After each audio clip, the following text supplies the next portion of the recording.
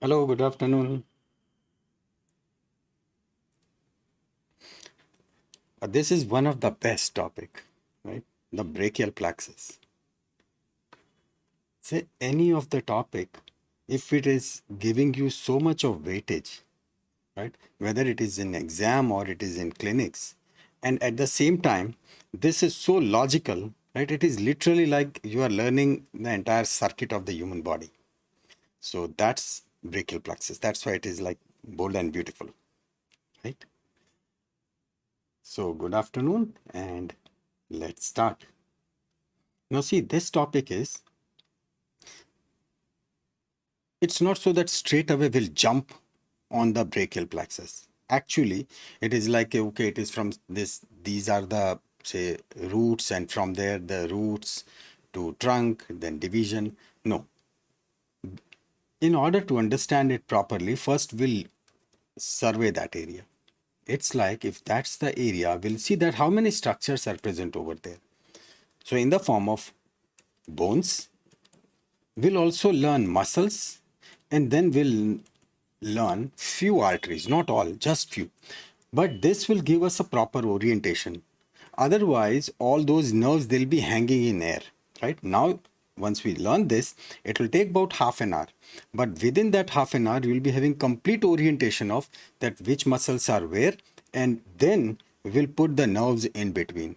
So then you'll relish the last part of the session, and that is what really happens when that baby, right, out of sheer excitement, many times you must be watching that they hang the baby, right, that those kids, right, they hang with their shoulder, and then suddenly you find that the hand of the baby has turned into that claw hand, etc. Why those things occur? These are the points, right, which will take you and which will give you an upper edge. Okay, so let's start, right? I hope you must have taken your coffee, because this session is reasonably heavy, right? But a pleasure. So don't worry. Okay. So in brachial plexus, first thing first, we are dealing with the area, right? What's called as the, there would be the involvement of axilla also, right? Axilla. And in axilla, we know it so well that there were, it was like a pyramid, correct? And that pyramid was having, just let's keep it like this, right? Four. So there was an apex, and then there was a base, right? And then there was like anterior wall, posterior wall, medial wall, and lateral wall, right? Anterior wall, which was formed by, yes, it was pectoralis major. Posterior wall, which was formed by, that's our smart lats, right? That is latissimus dorsi. And the medial side, right? Medial was by that serratus anterior, right? Those four ribs and serratus anterior. And lateral wall was like deficient, right? It was like skin. And that's the area where all the things are happening. And we learned one thing, and which was that artery? Obviously the name itself, right? The name of the artery was axillary artery, correct? So this was the whole idea. Axillary artery, axillary vein, and then we said that yes, there were nerves also. Do you remember that? Right? There was a figure, axillary artery, axillary vein, and then we introduced those nerves. Why we are doing this? Because all those nerves, they were nothing but they were our brachial plexus. And in brachial plexus, initially to things are bit okay, right? Say we'll be starting with root, then trunk, then division, and the cords. The beauty is when the cords will come.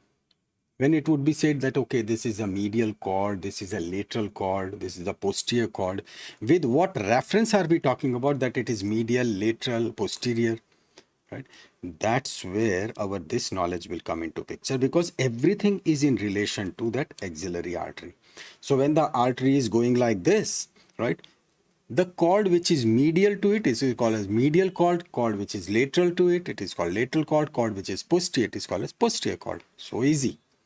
And once again today you will be thanking God so many times because it medial, then say lateral and the posterior, right?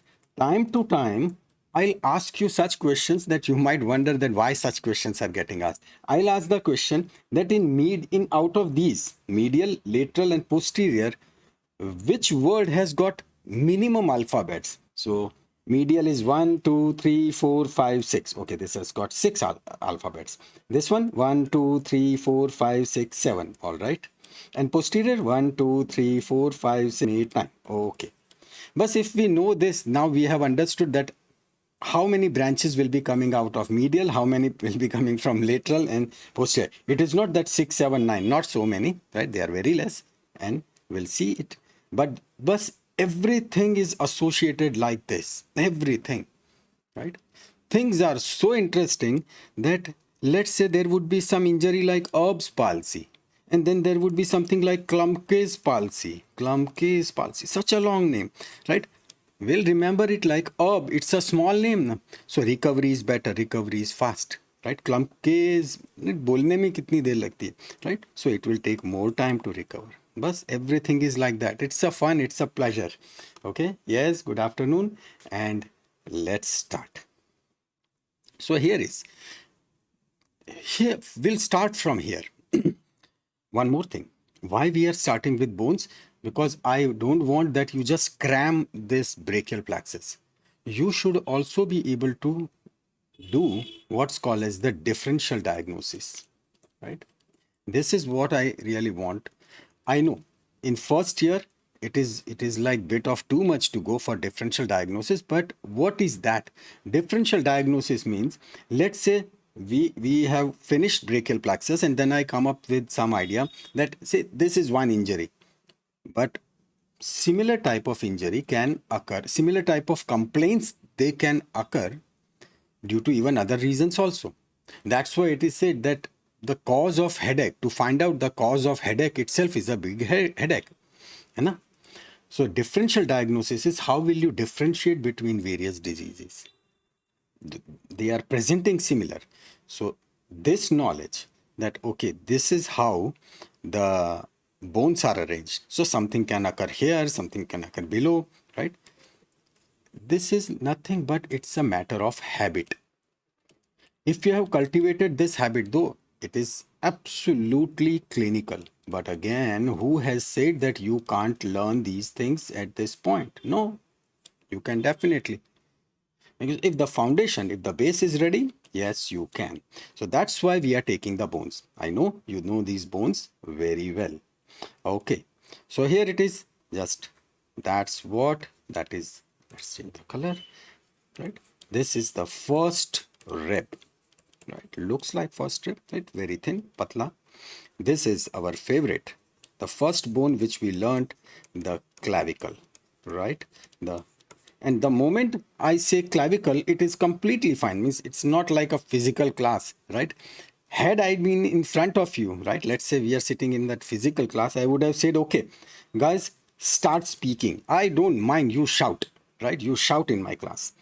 But the moment I say clavicle, I'll not speak for 5-7 seconds. You have to immediately say, okay, this is the horizontal bone, right? What else? What next? Right? Don't type. You can just speak off, right? So because when you type, I feel like looking at the other screen. Okay, what you guys have typed. Okay, but it's like clavicle. So what I want from your side, horizontal bone. One, it is palpable because it is subcutaneous. But done. That is enough. Okay, and that is the scapula. Okay, so this is the scapula. This is nothing but the apex of axilla. So that's where the axilla's apex is. Yeah, because that's how the axilla was, right? That's how the axilla was, and then all those walls were formed. Okay, good. So let's add a few more bones. Now, when we add more bones, it starts giving us a complete picture. Okay, so everything quite self-explanatory, right? Nothing much to say. Here we have just highlighted our scapula, our clavicle, and the first rib. Right? Yeah. Okay. Now we are adding something to it. Okay. See, these are just bones. To this bone, we are now adding a muscle. Right? Do you remember we said that there is something like spine, right? You remember that. So that was like spine, and spine is something what we feel, right? If we do it like this, we should be able to feel our spine, because what was the name which was over here, right? Just on the top was acromion process. So from clavicle acromion process, you take turn, you go back, that's the spine. Anything which is above spine, anything which is below spine, so which is above spine, we'll call it supra, and it is above the spine, so we'll call it supraspinatus. But this is the muscle, that's the muscle. You have learned one more muscle. This is supraspinatus. Where is spine? Can you see it? Yeah, you can. That's the clavicle, that's the acromion process. Take a turn, and then all the way, this is nothing but spine, this is above the spine, so there will be one more muscle which will be below the spine. We'll see that right now. Okay, so here it is, supraspinatus. That's a supraspinatus muscle. Okay.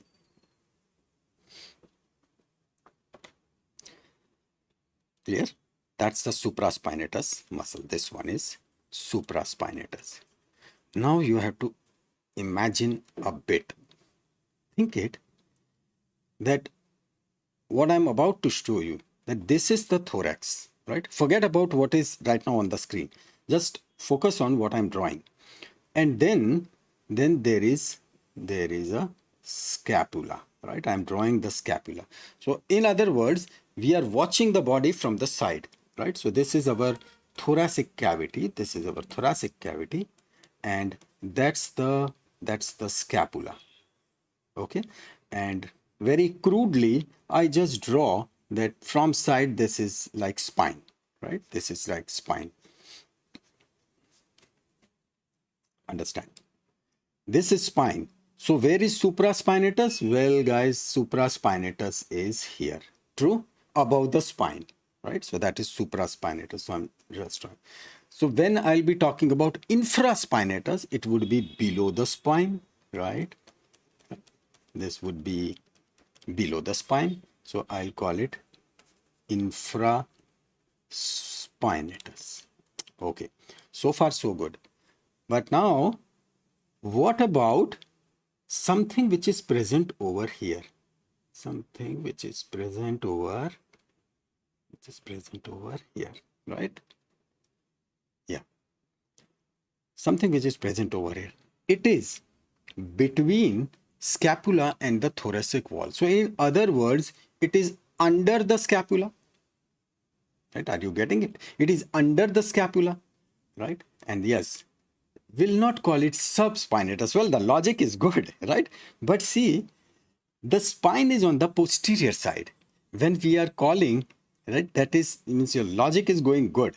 Your logic is, no, not coracobrachialis. Gentlemen, coracobrachialis should not come over here. Coracobrachialis, name itself was called like coracoid process. This coracoid process, so it is just over here. This is the coracoid process, right? Coracoid process is here, and it will go all the way to the arm. We are talking about the back, right? We are talking about the back. Remember, when it will come to arm is to separate, na?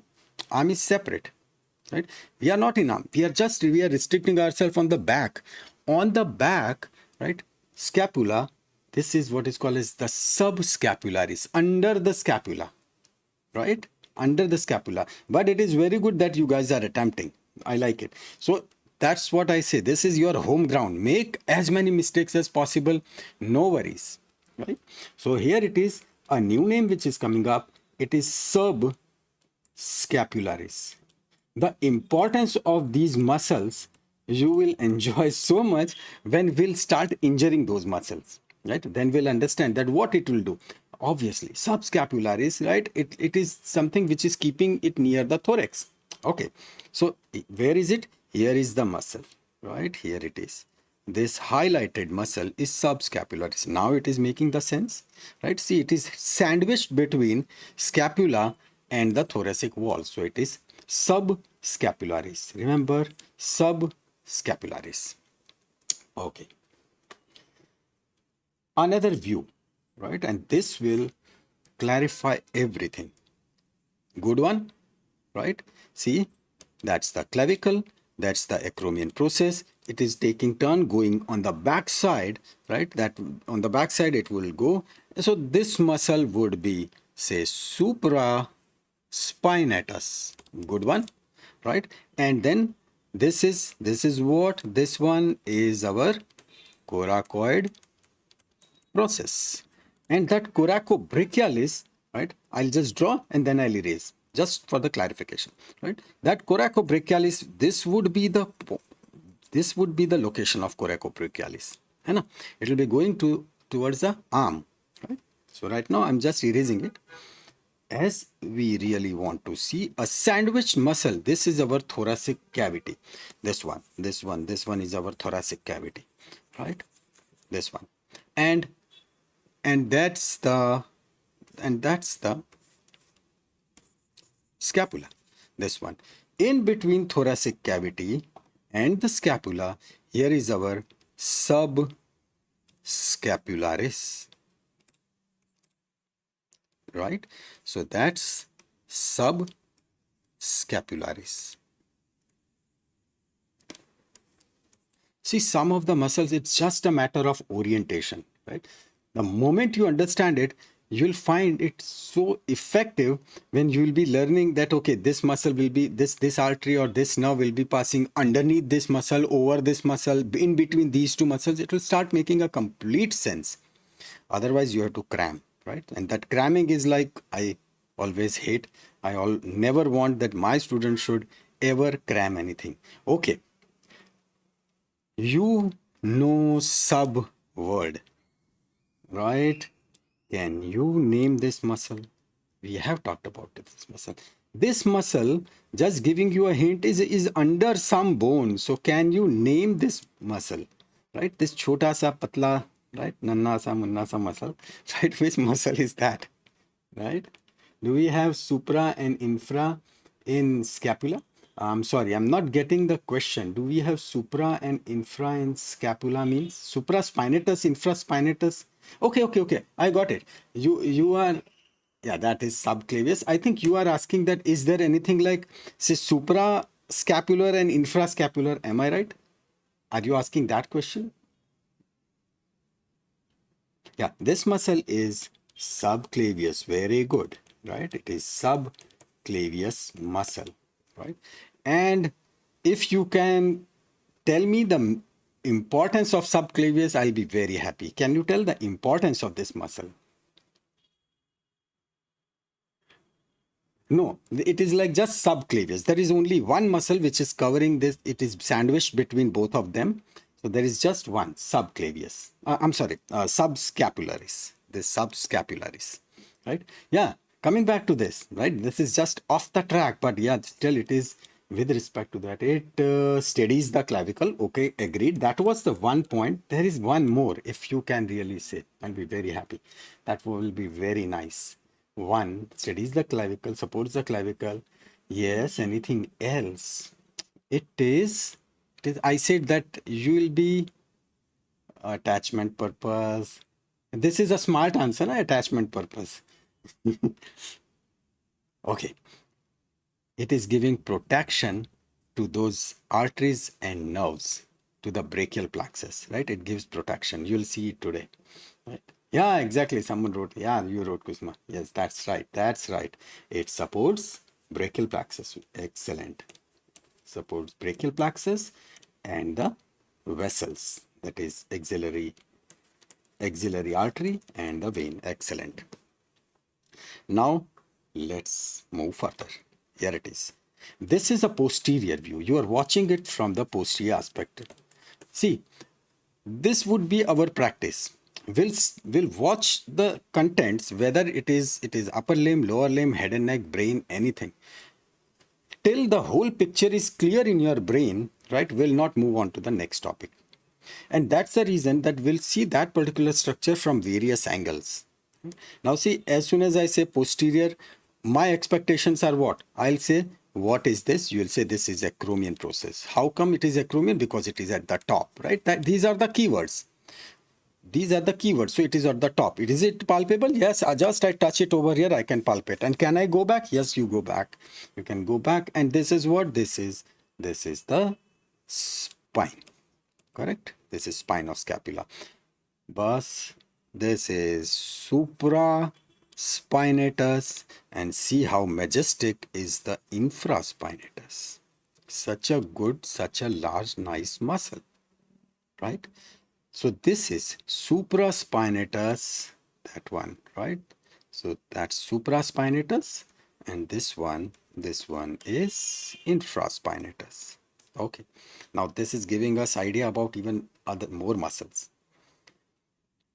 There was one muscle which we described. See, I'll just give you the hint. We are dealing with bicipital groove, right? And it was also called as the intertubercular sulcus. In that intertubercular sulcus, we said that, do remember it like that there are three, no, there cannot be anything like subspinatus, because just underneath the spine that entire space is covered by supraspinatus and infraspinatus. But yes, your logic is good, right? That logic is good. But thank God, God has not yet created that subspinatus muscle. But yes, see, this. I like this imagination. That's how the whole picture keeps on getting created. Very nice. Okay, coming back to this, right? We said, remember this thing, it's like a lady between two majors. Those two majors, they were like first muscle, that was pectoralis major, right? Pectoralis major, right? And that's okay, right? If your sister is telling that, yes, you and she's making fun of you when you are talking with your pectoralis major, right? I saw that comment, but it is good. That's okay, right? Always do talk with these muscles. That's how you remember, right? This name, lats, because I write from my say that first MBBS, I used to say this latissimus dorsi is very unromantic name. This lats is like, I can't use that word, but it is like very you got that word, right? It is that good word. So it looks good. So this is pectoralis major, and this one was there was one more major muscle. Right. That's right. Someone wrote. Yeah. It is. Oh, it is just means it's not a Mother Teresa muscle. It is just teres major. Teres major. Right? So just eliminate that A. Otherwise, your answer is correct. Okay. Right. So teres major, pectoralis major, and latissimus dorsi, or the lats. And this pectoralis major, all we need to remember is on the lateral lip. Correct? On the lateral lip. That's the reason that as it is on the lateral side, so when it will contract, it will move the hand into the medial rotation. Today, when we'll start dealing with the injury of these brachial plexus, every point will come into picture. Okay, everything seems so good. So one point which I wanted to add is supraspinatus, infraspinatus. We talked about teres major, and we said if there is teres major, there has to be a teres minor, and here is the entry of teres minor. That's the teres minor, right? So it means that this teres minor is posteriorly situated. Teres major, it will come into picture, right? Yesterday we saw that, because that is going on the opposite side, because that bicipital groove, This bicipital groove is where the biceps are there. The biceps is where? Biceps is in front. So if the biceps is in front, that groove is in front. If the groove is in front, then those attached muscles, teres major, that would be in front. So here it is. That it is now the orientation is like the teres minor is on the back side, and teres major, that would be on the bit of the relatively the front side. Okay, good. Next one, adding more muscles, right? Adding more muscles. So now every time when the muscle, say initially it looks so intimidating that so many things, but the moment we start deciphering, that's supraspinatus, that's infraspinatus, this one is teres minor, right? So far things are good. We now add this thing that if here is the biceps, so then what is there on the back side, right? Those who do exercise, that biceps triceps, so biceps is in front and the triceps is on the back side. So in triceps, now to you are master of this, ceps means head. Ceps means head. Yeah. So it has got three heads. Three heads. In that, what we are about to watch is this part and this part. Right? All rest of the muscles will take it. But these two, this one and this one, these are the two heads. So this is what is called as the lateral head, and this head, we feel like that let's call him a medial head. But again, it has got the habit of biceps, so that will, this head will go all the way long, so we'll call it a long head. So we have got now two heads. Where is third one? Yeah, it will come, right? Because it is hidden underneath, right? It's a small head, but it is hidden underneath. So for that, we have to cut one head, and then you have to watch for it. But don't worry, these are the two heads which are seen very clearly. Let's move to the next point. And yeah, rest all this is fine. And just let me add this. Here is teres minor, and see, that was a reason. This is teres major, but see, the major is going front, right? It is going in front, right? That's where it would be inserted, and teres minor is just going like this. So from the late so if you look at this, right? Say if it's like this, in fact it has to be like this. Yeah, so if this is teres minor, so teres minor is like this, and the teres major will go in the front, right? It will go in the front. So that's that, this side is front, this side is back, and these muscles, they both are, say, emerging parallelly but inserting like this, right? So teres major is going in anteriorly and teres minor is staying posteriorly, right? Yes, properly oriented. Okay, good.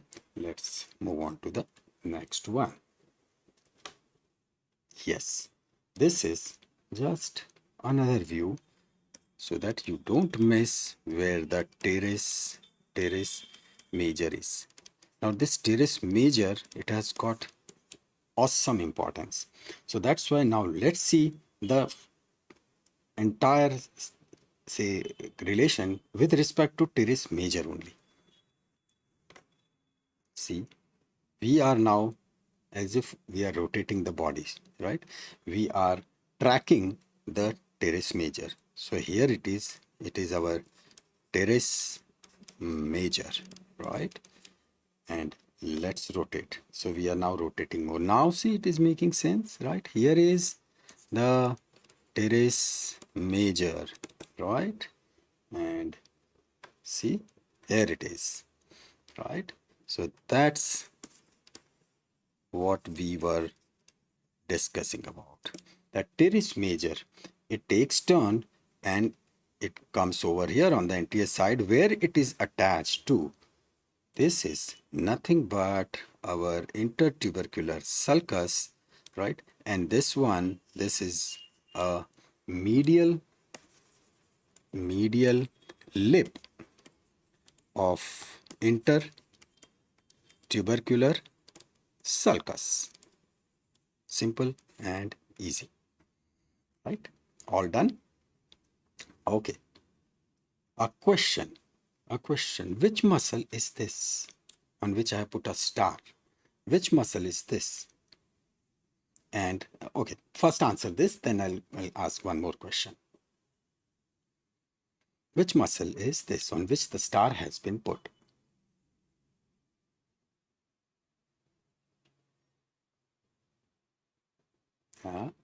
Which muscle is this? See, it is a sandwich muscle, right? It is sandwiched between scapula and the thorax. Exactly. It is subscapularis. True. It is subscapularis. Not pectoralis major, dear. Not pectoralis major. Because see, pectoralis major would be where? Pectoralis major, now if I draw, right? See, I have to draw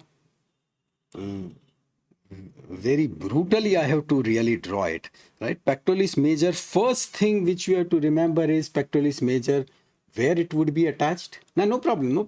That's okay. Don't never write sorry, right? Never write sorry. It's okay. It's good that you attempted, but the logic should not go bad.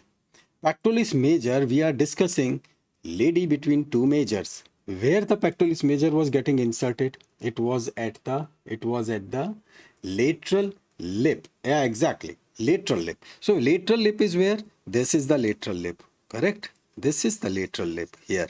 So definitely that muscle is not going on lateral lip. And the pectoralis major was so big. Had these been pectoralis major, the situation would have been like this. We would not have been able to see anything, right? It covers everything. It's a big muscle, track, everything covered. Nothing is seen. So it is not. This is right. This is subscapularis. Good. Which muscle is this on which I'm drawing over here? Which muscle is this? Which is that? Right? Which muscle is it? That was fine, right? Subscapularis. It is good. Now this muscle. This is the muscle. This is like, that's okay. This is a coracoid process. This is behind. Excellent. This is supraspinatus, right? This is supraspinatus. Very good. Now you are getting the orientation. Happy. Fine. Yes. Not subscapularis, right? Subscapularis so is this. This is subscapularis. Oh, okay. You might have answered the previous question. Okay. Right. So this is supraspinatus. Nice. See. This is where this is supraspinatus, right? That is subscapularis. Then this one is teres major. Okay. And then which muscle is this? Which muscle is this? This one where I put this circle. Which one is that? It is no, pectoralis minor. Stop. Again, pectoralis minor was going where? Right? Pectoralis minor was serratus anterior, right? Pectoralis minor was going on coracoid process, right? So let's say if we say that it is pectoralis minor, so then it should have gone like this from here, right? Like this, right? That would be like a pectoralis minor. है ना? Coracoid process तो is right now बिल्कुल clean, so it is not pectoralis minor. Yes, that is serratus. Anterior. Excellent. Good.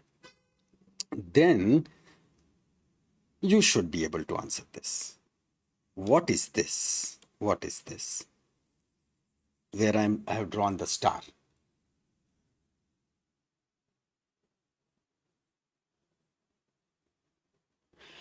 Please, please, please. Right now, right? Say, don't ask about that NEET exam, etc. Right? Because it actually distracts. So put all such questions. See, this is a humble request to everyone, right? That please all the questions which are not related to this particular means I mean the topic which is into focus, right? Don't put them into the comments. I'll definitely answer it over there. Otherwise, say it distracts, right? It kills the flow. And it's not like that only 1 or 2% means there are over 60 people we are focusing on a subject. So humble request, please focus only on the topic. Okay, yes, you put all those questions whatever you like into the comments, right? Do write it over there, I'll reply. Okay, yes, you answered it correct. Yes, yes, yes, that is the long head. Long, sure. Who said biceps? Come on, right? Come on. And rhombus? Why rhombus? We have not even talked about rhomboidus. Right? We have not talked about it. This is nothing, just that triceps, right? Triceps, that long head triceps. Biceps was in front, right? And the long head of biceps, it will go where? Long head of biceps would go, it will take this route. It will take this route, right? That's the long head of biceps. It will go through this intertubercular sulcus and then it will go into the capsule. Hai. So this is posterior. So that is long head triceps. Very good.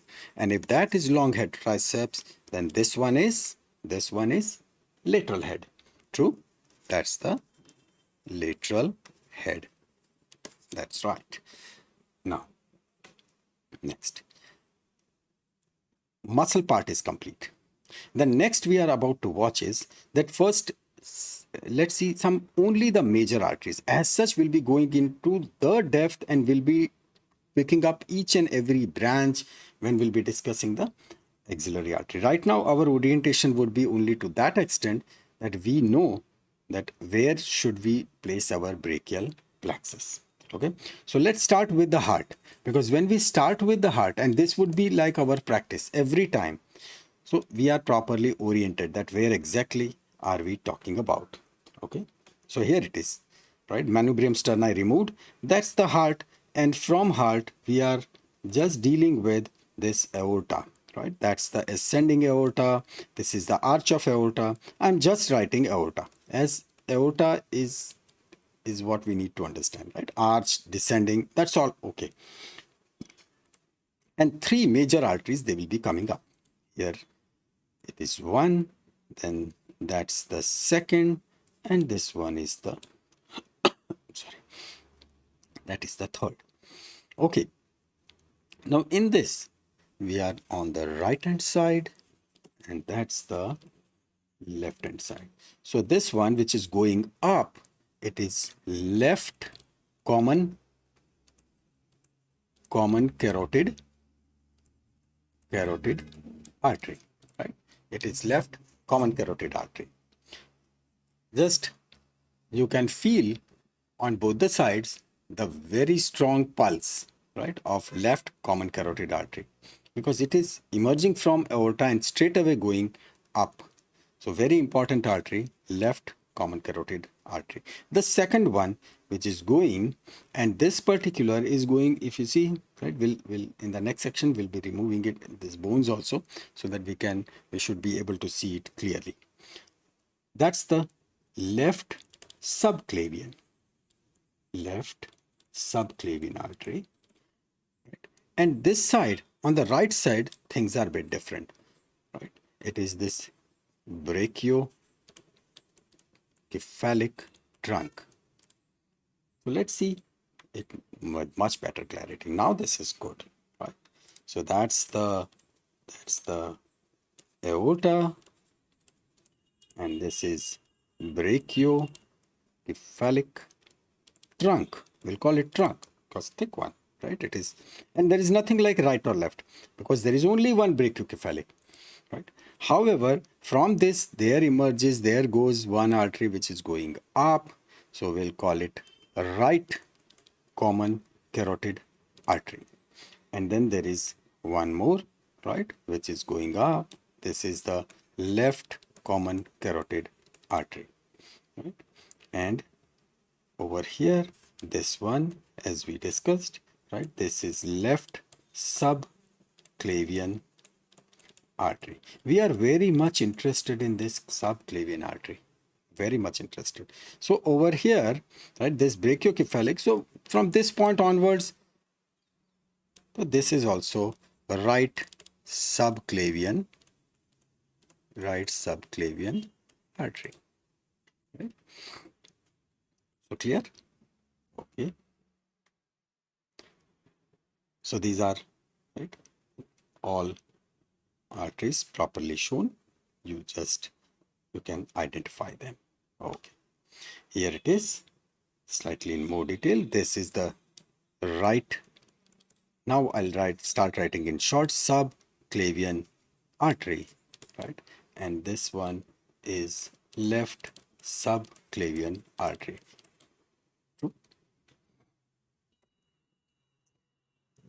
As we are just studying it, one important artery you just remember. As such, we'll be discussing at length about all the other arteries. There are so many other branches, but just one name you remember. The artery which is emerging from subclavian and it is going all the way down, right? This is going into the thorax. It is going into the thorax, so we call it into the thorax. So it is internal thorax. So we use it thoracic. Internal thoracic artery. Bus. This much name you remember. Yes. It means regarding yes, you will feel a strong pulse on the right side. Yeah. So yes, the pulse is always strong. It has to be strong as it is emerging from the heart. And regarding the PDF and everything, yes, today only after completion of our session, I am making all those accounts and everything so that we can remain in touch, right? So all those things, I'm working on it, but because all those schedules are so tight, so I was waiting for the weekend, right? So today I'll be doing it. Don't worry. Okay, let's move further. So complete picture clear. In this case, the name is changing. Over here we were telling it subclavian artery, right? Obviously this is on the left side. This is the left subclavian artery. At one junction, at one important point, the name is changing. That name changes to axillary artery. Here is the axillary artery. So it means this was the axilla. So when we said that yes, it will be passing through the axilla, that's the reason. That's the reason it was passing through axillary region, and it is axillary artery. Okay. Now, at what junction we shall actually say, that, okay, from this boundary, from this point, before that it is subclavian, and from this point onwards it is axillary, because we can't just say it randomly. Right? There has to be some very clearly defined point, and that point is, it is the lateral edge. Now, lateral edge of what? There is only one bone over there. There is no other bone, right? And that bone is this. And this bone is what? The bone which we studied first today. That is our first rib. Exactly, first rib. So lateral edge of first rib, that's the point of changeover. So from this point onward, so this is the first rib, and it is the same artery, but till this point we'll call that yes, you are subclavian, and from this point onwards, right, a new namkaran, and that is, we'll start calling it axillary, right? Over here it is subclavian. So remember this point, lateral edge, first rib. All right, guys, you're now all ready, and here is we dive in for our brachial plexus. Yeah, this is how the brachial plexus looks like, right? The first look itself is scary, that what is happening. So we start with something again, which is known to us. Right? This area is called as the cervical ribs or cervical vertebrae, right? Not the cervical rib. Cervical rib itself is a different thing. We'll see that. So these are the cervical vertebra. These cervical vertebra will be in our focus. So what number should I give? So for that, I'll go that this is skull, right? That's the skull. So over here, this one is C1, first one, and here is I can see the dens, right? That is the axis on which the entire head rotates. So that one is C2. So this one is C3. So this is what C4. This is C5. This is C6, right? And this one is C7. And from here the ribs have started emerging. So we'll call it T1. C7, and that's the T1, that is the thoracic, right? Okay, so we have got 7 cervical, and now the thorax starts. So T1, T2, T3, and it continues, right? Here is, you can see that yes, all those ribs, they have started coming up, right? So that's why we called it T1, thoracic 1. You know, where is our, yes, C1 is atlas and axis, yeah, that's right.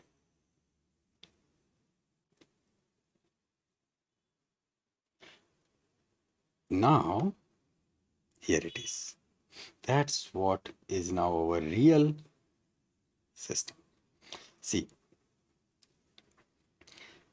from that C4, right, C5, C6, C,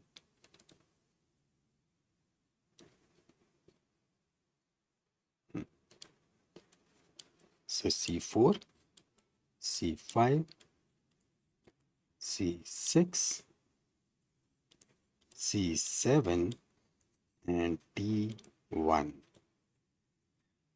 From there, right, these are all anterior ramus, right? These are all ventral roots. So these are the anterior ramus. From these anterior ramus, C5, C6, C7, T1. So between C5, C6, so we have to talk about that there is something what is called as the roots, right? Now those roots, they are defined like from between C4 and C5, right? Watch carefully. This is C5, right? This is C6. This one, C6. Then in between, this is C7. And then this one, it is called as the C8. And then last one over here, right? That one is T1. I'm explaining it again. Vertebrae are 7, but cervical roots, they are 8. Now, how do we say this, right? What's the logic behind it? Here is the logic. The vertebra is here, whatever the name it is. The ramus which is coming out, the root which is coming above it, that is the name which is to be given. So chalo, C5, so something which is coming out, we'll call it, this is C5, right? So this is cervical 5, this is 6, this is 7, this is T1, right? And then comes the T2. The rule is that in case of cervical vertebra, the root which is coming above, that should be the name. So this is the root which is coming above this vertebra, so we call it C5. This is the root which is coming over here, it is above C6, so we'll call it C6. This is the root which is coming above, so we'll call it C7. All right. For thoracic, now the rule is different. For thoracic, the rule is that the vertebra is there, and just below it whatever is emerging we will give that name. So over here this, so we'll call it T1. Over here this is T2, right, and so on. But gentlemen, there is one root which is emerging over here. Now what to apply? Should we apply, say, the rule of cervical vertebra? So it will say no, I am not part of cervical vertebra, right? Because cervical vertebrae in that in cervical vertebra, the rule is above, right? Above the vertebra. The root which is emerging is above the vertebra. In case of thoracic, the rule is below the vertebra. Below the vertebra. So this poor fellow is not falling in any of the category. है ना? Cervical they are above, thoracic they are below. So this vertebra is neither above any cervical nor below any thoracic. So that's why generously a name is given, chalo okay, you are C8. This is the reason why we have got C8 root. There is no C8 vertebra, but C8 root is there. It is due to this particular rule, right?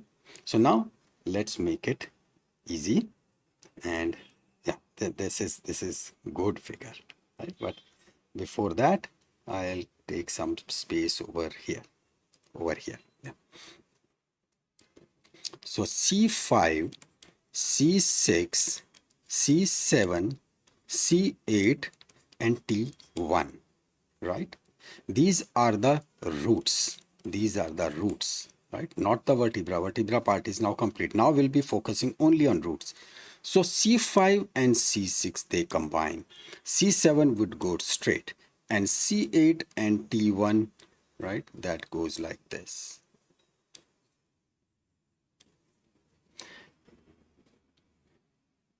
So these roots, they will combine to form trunk. Trunks would divide into division. These divisions, they will combine to form cords. And then these cords, they will be giving all branches.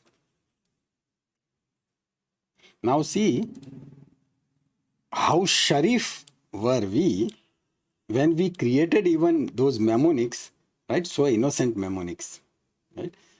We remembered it like Ram, To, Dur, Chala, right? So this is root, trunk, division, and the cord. When I was in Georgia, one of the students said that, sir, I remember it in a very different way. Sorry, screen not clear.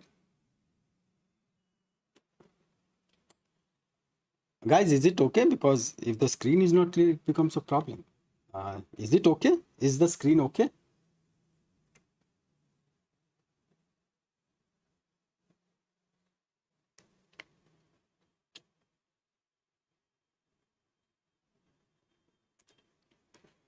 Okay.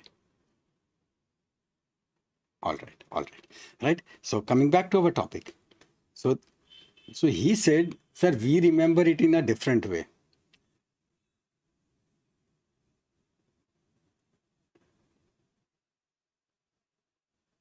Uh,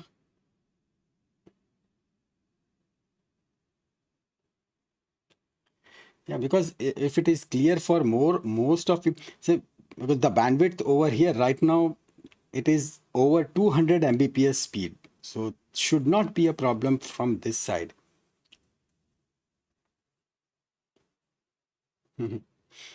Anyway, okay. So he said that we remember it this way. Remember to drink cold beer. So even that is also a mnemonic, right? Remember to drink cold beer, right? So it is, say, root, trunk, division, and the cord, the branches, right? The choice is yours, right? There is no force, anything the way you remember, but you just remember. Okay. Yeah. So C5, C6, they combine, C7 would go straight, and C8, T1. These are all roots, right? These are all roots. Okay. Now see, what we are about to watch is all those muscles which are related to neck, right? They are not at all scary. Just there is one simple, see the concept. Watch this. Here is, right? I'm drawing it. Then I'll erase it, but just focus on this point. That this is the area from where these nerves they are coming out, right? These big group, right? I just erase. See, can you appreciate, right? See the big nerves they are coming out, right, over here.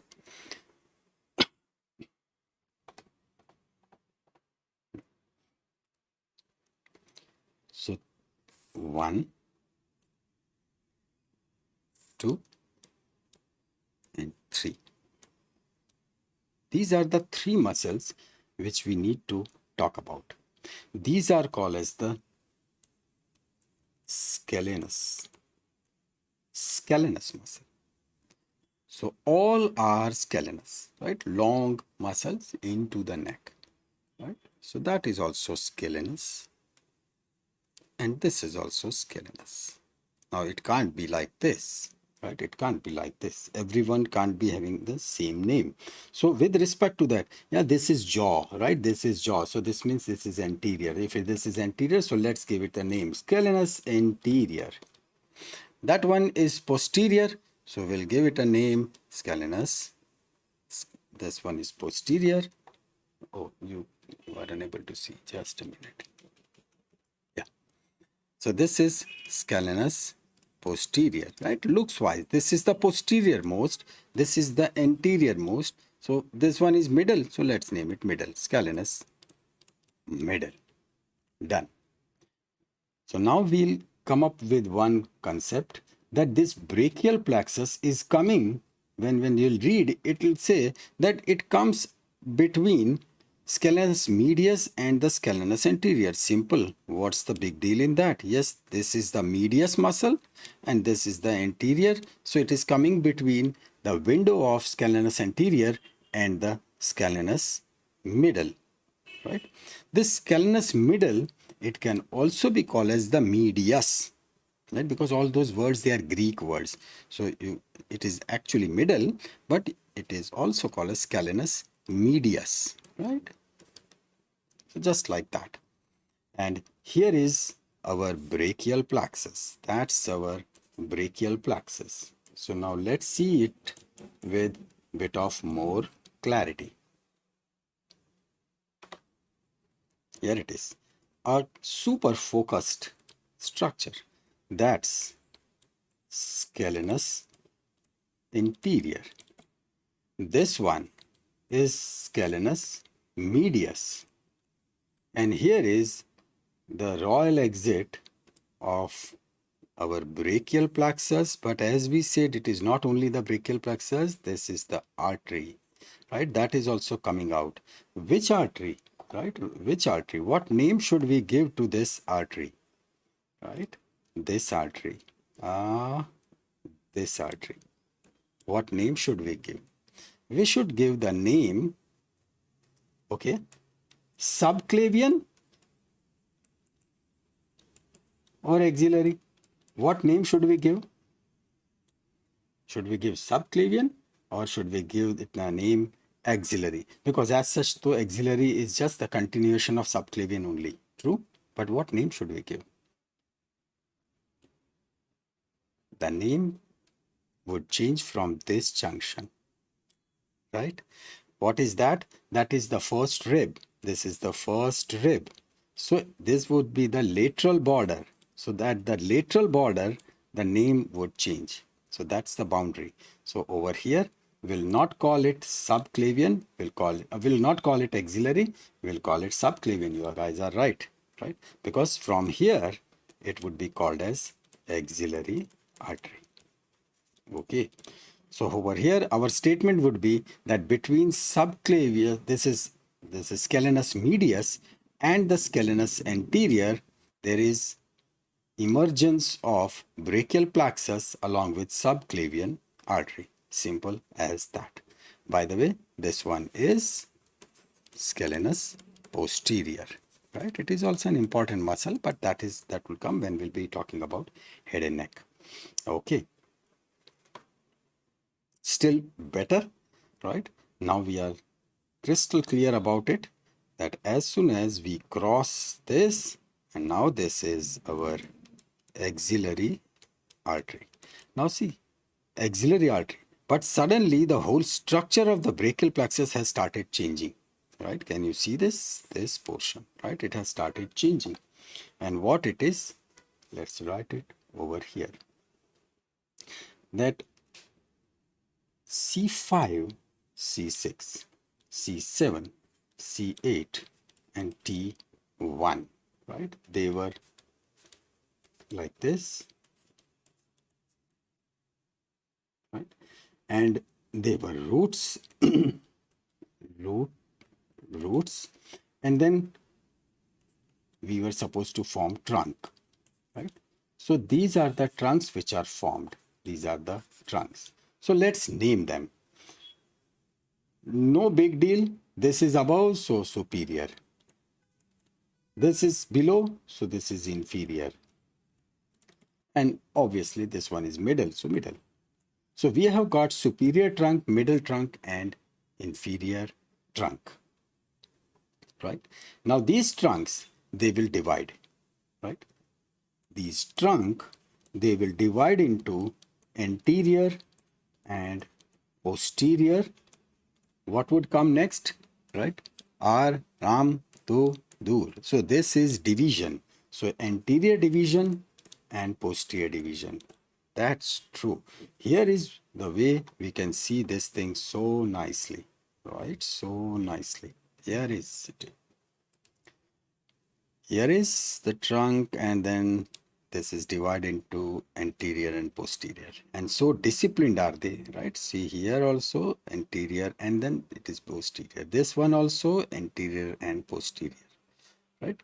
Just like a slab, one after the other, and everything is in association with this axillary artery. So closely it is following, right? Okay.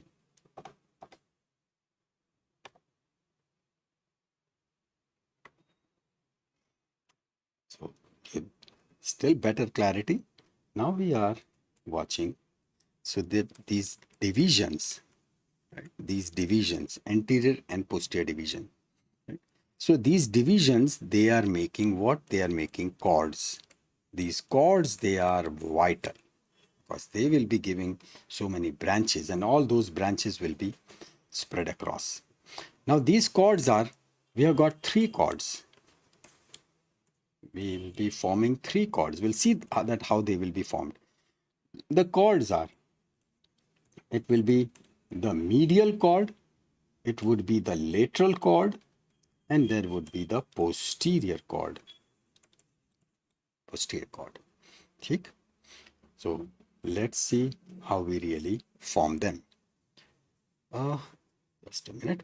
Let's draw it here. C5, C6, C7, C8, T1. This, and this, right? We take it over here. So we have got superior trunk, middle trunk, and the inferior trunk. Let's divide. Keep drawing along with me, right? Anterior, posterior, these are all divisions. Anterior, posterior, anterior, posterior, right? These are all divisions. Just a minute. Yeah. Anterior and posterior divisions.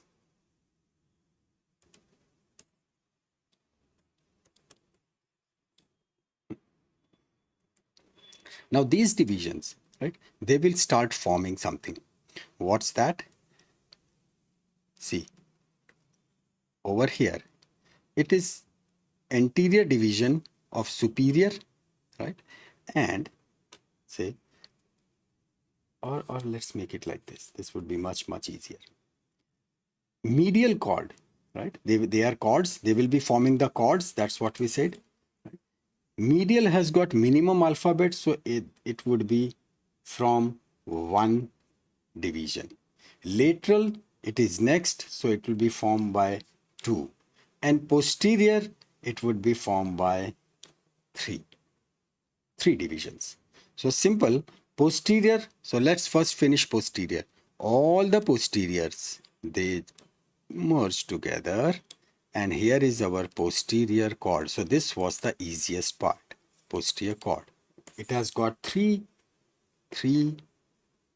divisions, right? Three divisions make it. Three divisions make this posterior cord. Moving on to the C8. Yeah, C8. So what's a C8 means? I don't know what question.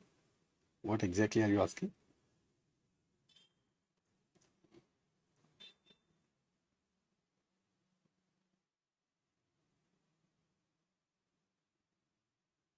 Okay. Anyway, so then superior and middle, right? From the superior and middle, they both go over there, right? So they will be forming what's called as the lateral cord. So here is the C8, no? C5, C6, C7, C8, T1, right? So these are all called as the roots. C5 and C6, they combine together to form this superior trunk. Yeah, only 7 cervical vertebrae. Obviously, there are only 7 cervical vertebrae. That's what we discussed, no? That why there is C8. It has to be C8 because C8 is special. You joined late because we discussed at length about why it was C8. Yeah, C8 is a name given to cervical root. Perfect. That the C8 which is emerging between C7 and T1, right? From the vertebral point of view. So no worries. We just clarified. This is your C7 vertebra. This is your T1 vertebra. The root which is emerging from above the C7 vertebra, it is called as C7. The root which is emerging below the T1, it is called as T1. So this unique one which is emerging in between, this is called as the C8 root. Correct? This is called as the root. So remember, all these are roots, right? These are all roots. Okay. Coming back to this.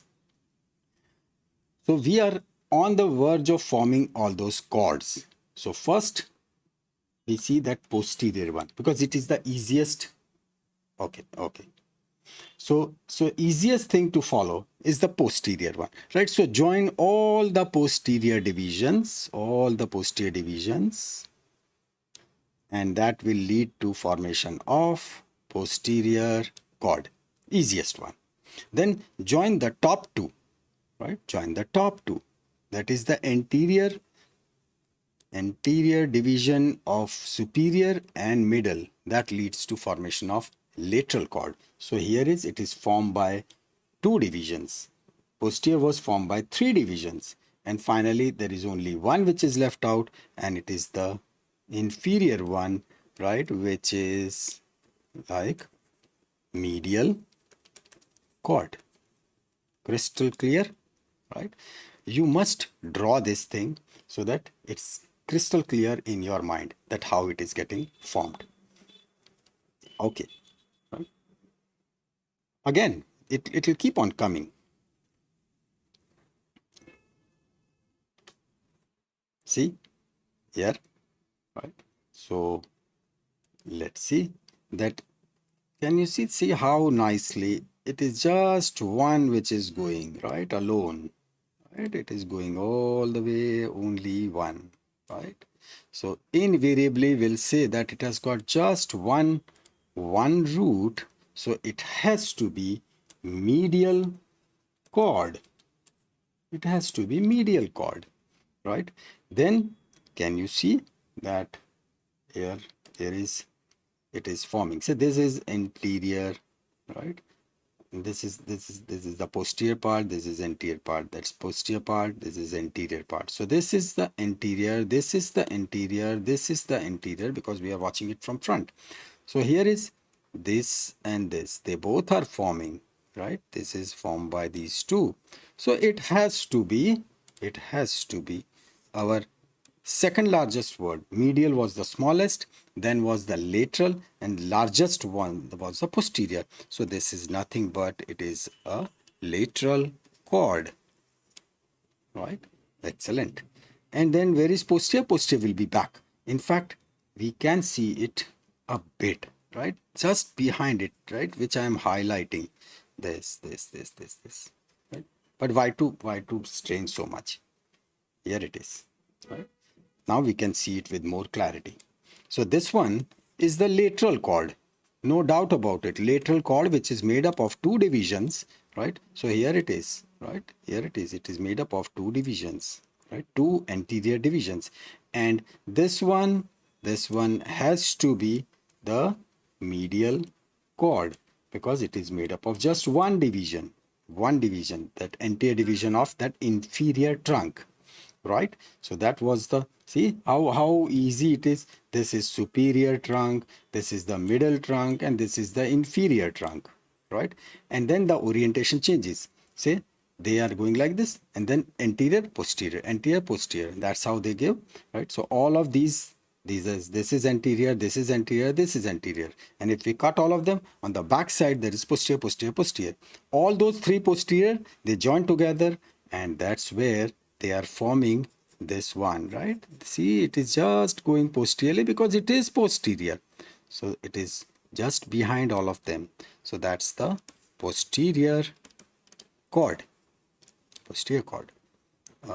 this one, right? And as such, we have understood that lateral is formed by 1 and 2. So superior and middle, they form lateral chord, right? Just understand the concept, things will come, right? So this is clear, right? So that one is medial chord. Okay. Next one. This is the posterior view, where rest of the structures, they are like removed in such a way. Because see, if I start showing you the real pictures, the real dissection pictures, it would become impossible to understand it, because it is studded with so many other structures. Some of the things first we have to understand with such images, so that concept becomes clear. Here is the posterior view, right? Remember, this is the posterior view. We are watching it from the back. So that's why here we can see it very nicely that this is 1, 2, 3. That's how all posterior divisions, they are making this posterior chord, right? These are all posterior divisions, right? Posterior division from superior, middle, and inferior trunks, right? I'm writing it again and again so that it is cemented into your brain, right? These are the posterior divisions of three trunks, and those trunks were superior, middle, and the inferior trunk, right? Excellent. Here it is. Now we are going into more depth. Can you identify all the things? But you should be. This is pretty clean. So over here, say, what is this? Right? What is this? So we'll say that it is what it is going in the form of, only it is going directly, right? So it has got just one root. So it is medial chord. right, medial cord, correct. Then we have this one,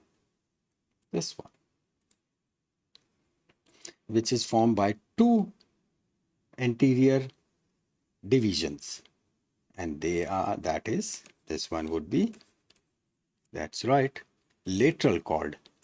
And then what is seen over here on the back side, this one, right, that one, that is the posterior cord. If you can appreciate this much, it's more than enough, right? This is more than enough. Now we'll be taking the next step. All these cord names, right, all these cord names, they are given with respect to the axillary artery. So here is insertion of our axillary artery. We introduce axillary artery now. Now this axillary artery, see, now these relations, they keep on changing. So the name of those cords, now remember it, huh? This is remembered. The names of all those cords, names of cords, they are in relation to axillary artery, but where axillary artery to is so long, under pectoralis,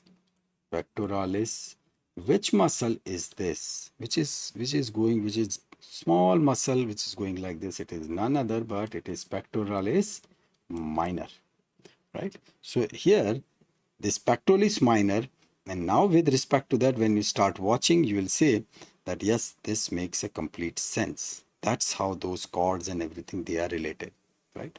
Posterior, medial and lateral. So that's an important point. Okay.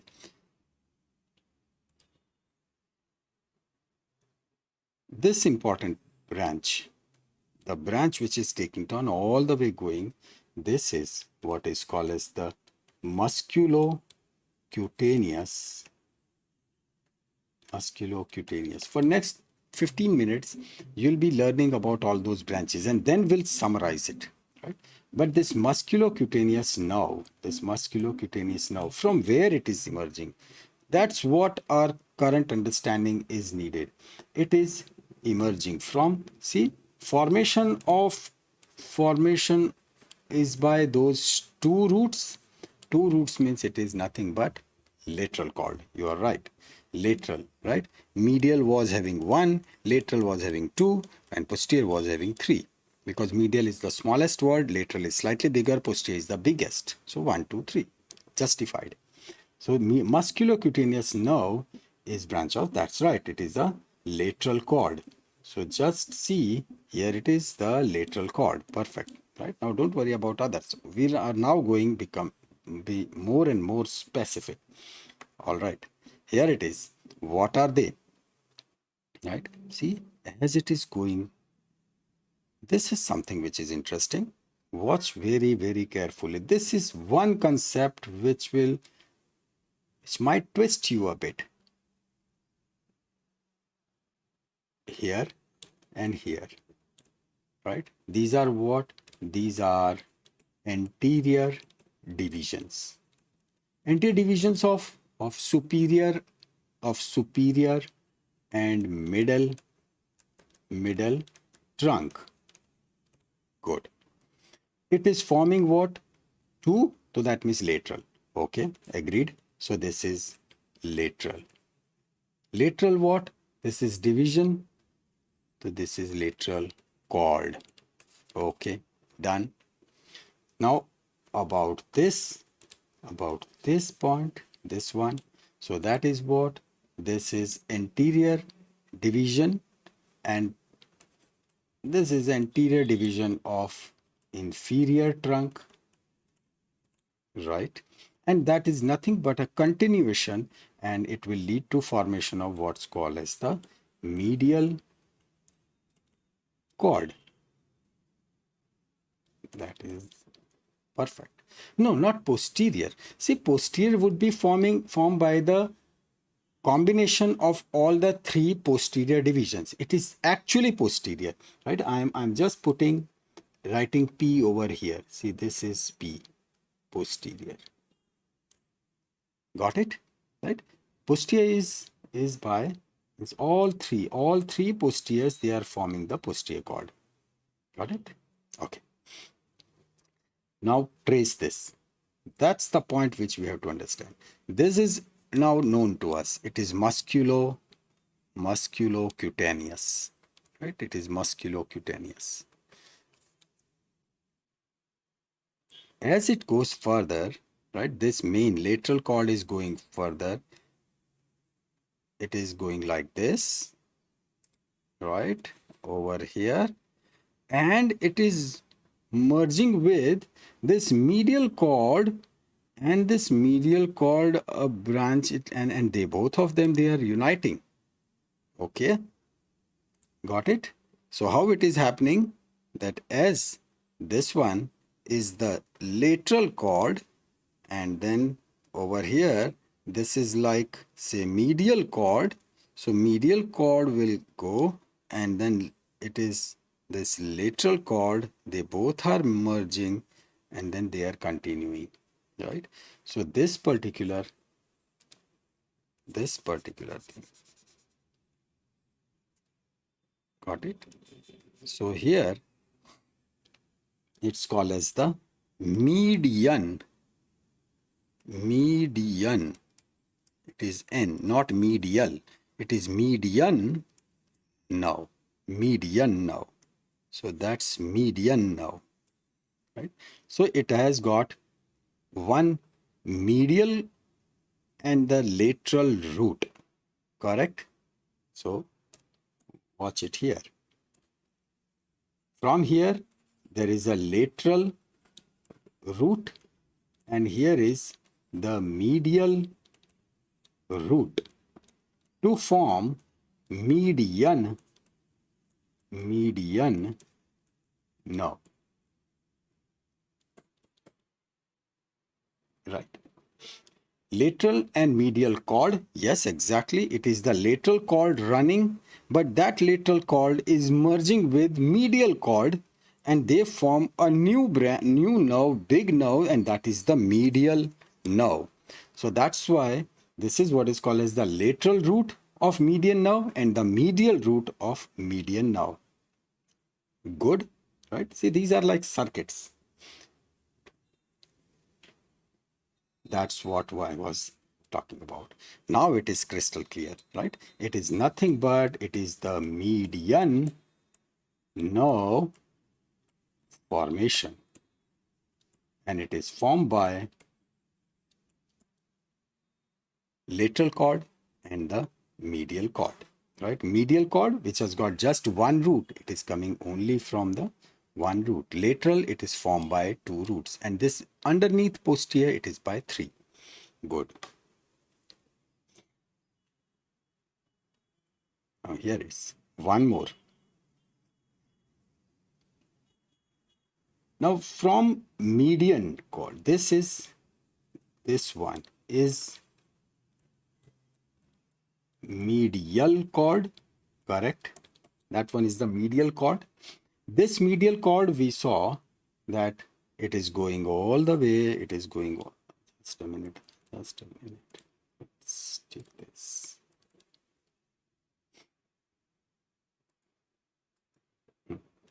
So this is medial cord going, and it is fine. It is forming that M, what I'm writing is forming the median now, but it is giving a branch, right? It is giving a branch. Here it is. And this one is the ulnar nerve, which is emerging from this medial cord, right? So ulnar nerve, which is emerging from the medial cord, and this ulnar nerve is so important. You can also call it like nerve of hand, right? So this is nerve of hand, that is which will be going further. Good one. Now see. Now we are watching posterior cord. As we have removed rest of the structures, no doubt about it that all of them, right, all the posterior divisions they are making what's called as the posterior. These are the posterior divisions, and all three posterior divisions, they are forming posterior cord. Perfect. And from posterior cord, the artery which is, the nerve which is coming out, it is axillary nerve. It is axillary nerve. Now this axillary nerve, it goes behind. See, you can watch that it is going behind. It goes behind the neck. That's the neck, right? That's the neck.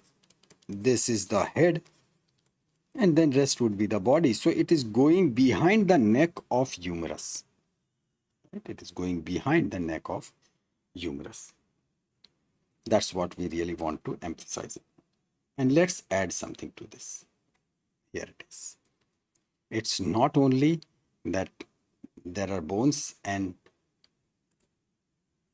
nerves. We introduce muscles now. Now you know these muscles, right? This muscle was what? This muscle, right? This was none other but it was subscapularis. True. This was supraspinatus, right? So here, this radial nerve, we saw this thing as an axillary nerve, this one. This one, right? That is axillary nerve. And this one, which is as such a major nerve, which is continuation, that is the radial nerve.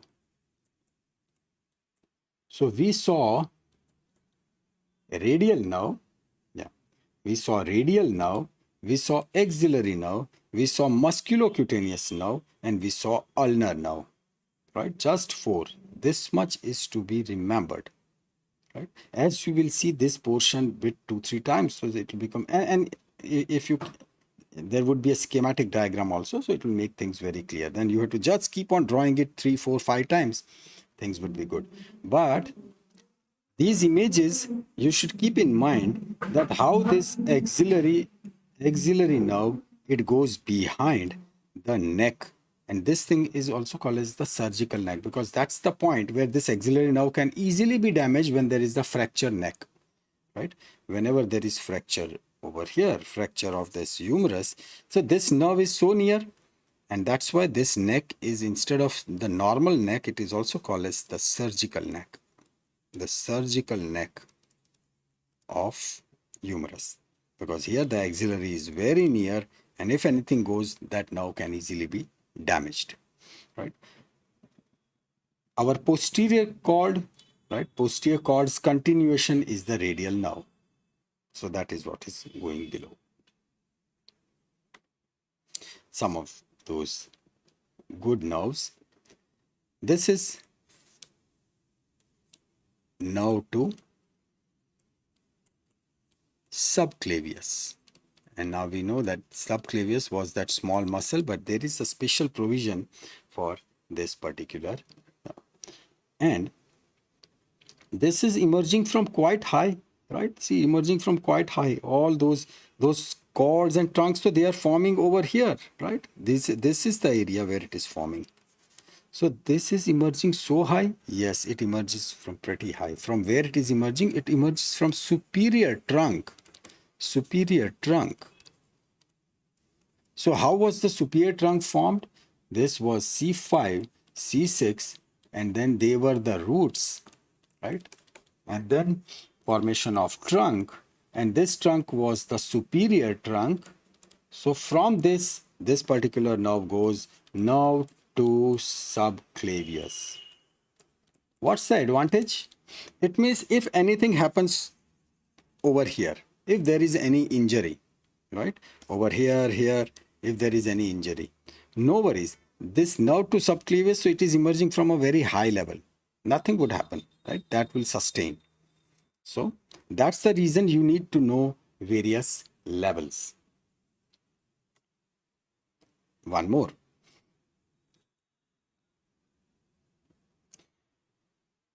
This is lateral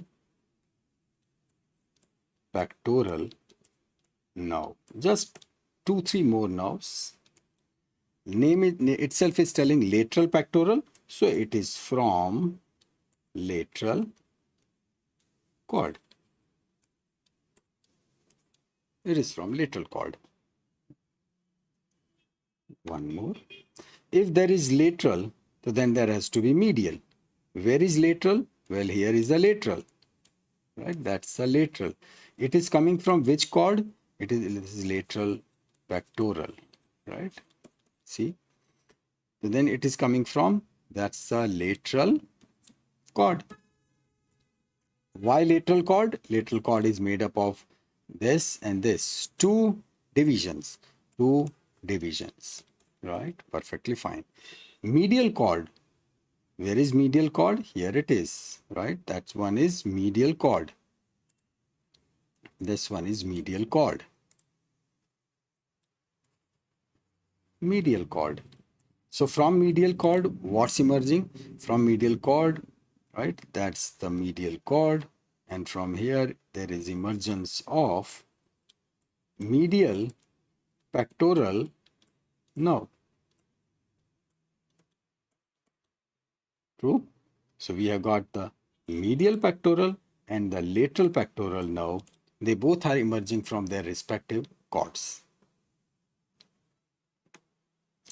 And finally, long awaited nerve, which is coming straight away from the roots, right? From the roots. From the roots, all these plexuses, they are coming. See how thick and muscular and powerful those are, right? Here it is, right? C5, C6, right? This is C7, right? There is C8 and T1, right? All those are getting formed.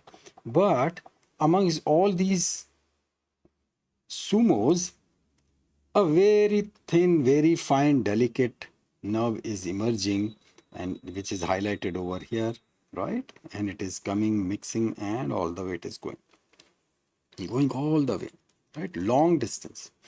This is from C5, C6, and C7 roots. It is emerging directly from the root. And because it is so long, it will be going into the thorax. We would like to give the name long thoracic nerve, right? Makes sense. Long thoracic nerve. This long thoracic nerve will be going all the way, and it will supply that serratus anterior. And as we said that this long thoracic nerve, which came into our discussion before some time also. Which one are you talking about?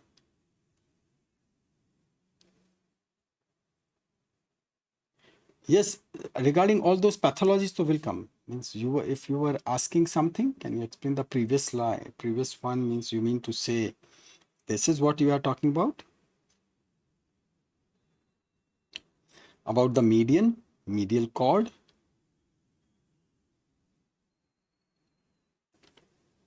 Because, okay, pectoral nerves, got it. Pectoral nerves, very easy. There is lateral cord, right? There is lateral cord. There is medial cord. So from lateral cord, a nerve comes out. That is lateral pectoral nerve. From medial cord, a nerve comes out. That is medial pectoral nerve. That easy, right? Lateral pectoral nerve comes from lateral cord, and medial pectoral nerve comes from medial cord. Absolutely perfect, right? So simple as that. Over here, we were trying to identify that why we said it lateral, because here is one, here is two divisions. So 100% this is lateral, right? Then this is coming directly. Fine. So it has to be medial, right? When it is medial and it is giving this branch, so it is medial pectoral, and lateral pectoral is from the lateral cord. Good. And this was the nerve that what we said, it is emerging from the roots. It is long thoracic nerve. So that's why when it is long, it is very much prone for injury. And if any injury occurs to it, it is this serratus anterior who takes the entire insult, And the function of serratus anterior is to keep the scapula near the body, and now serratus anterior is no more functioning. That will lead to what's called as the winging scapula, right? So cool, winging scapula. And yes, it makes sense because it is such a long nerve, so it can easily be damaged. See, this is the entire course, right? That's the course of long thoracic nerve, right? Winging of scapula. See, long thoracic nerve, all the way it is going down, right? So that is long thoracic nerve, right? Here is the schematic diagram. See how easy it is.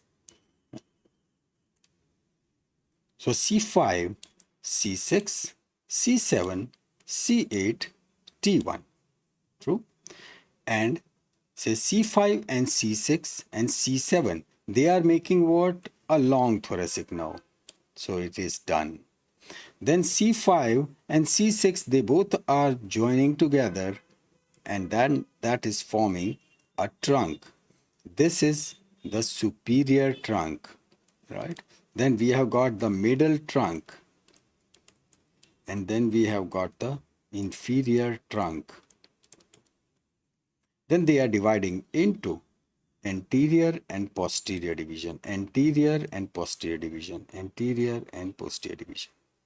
Correct? So this is anterior, this is posterior.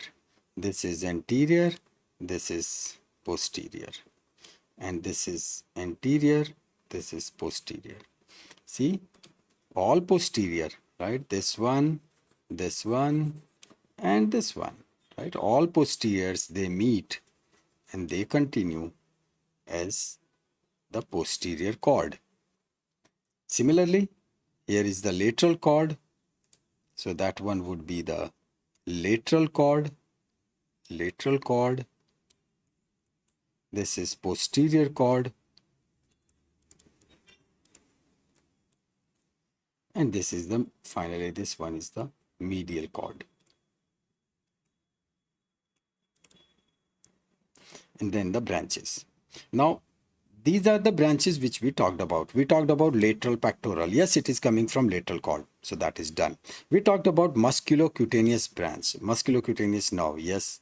We talked about axillary. Yes. We talked about this median nerve, right? We talked about this median nerve. How median nerve was formed? Median nerve was formed by lateral and the medial roots, right? So here it is lateral and medial roots. That's how it is formed, right? So that is also done. And long thoracic, that is done. Now to subclavius, we talked about, right? And say this is the medial pectoral nerve and the ulnar nerve. Ulnar, which we said it would be the continuation of medial cord. And this one is the radial, which is continuation of this posterior cord. So radial, ulnar, musculocutaneous, these are all the major branches which has been completely covered.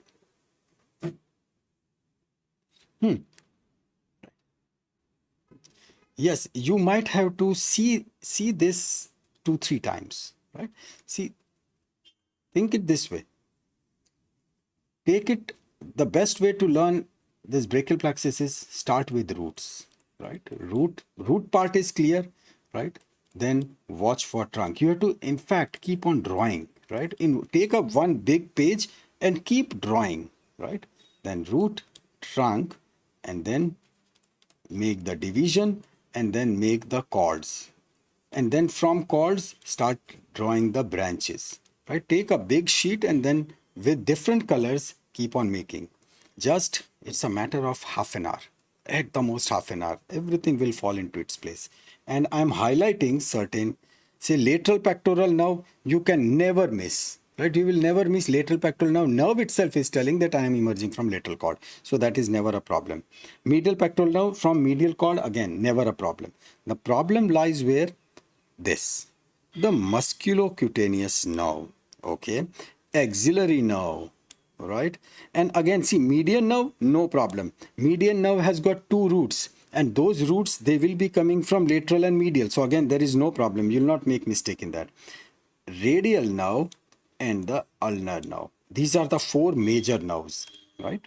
So axillary, I'm sorry, axillary, axillary, radial, ulnar, and musculocutaneous. These are the four, right? Now, all these four, if you see, musculocutaneous is coming from where? Lateral pectoral, right?